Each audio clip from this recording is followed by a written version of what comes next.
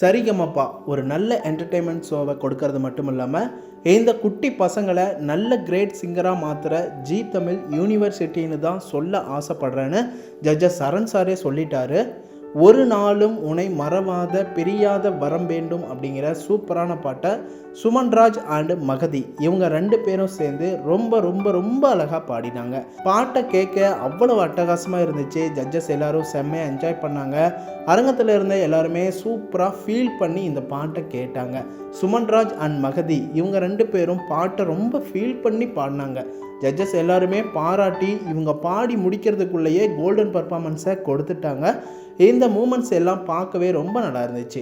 சுமன்ராஜ் அற்புதமாக பாடினார். பாட்டு கேட்க அழகாக இருந்துச்சு. ஜட்ஜஸ் சைந்தவி மேம், ஸ்வேதா மோகன் மேம் எல்லாருமே என்ஜாய் பண்ணதா சொல்லி இவங்களோட பர்ஃபார்மன்ஸ் ரொம்ப பிடிச்சிருந்துச்சு அப்படின்னு சொல்லி பாராட்டியிருந்தாங்க.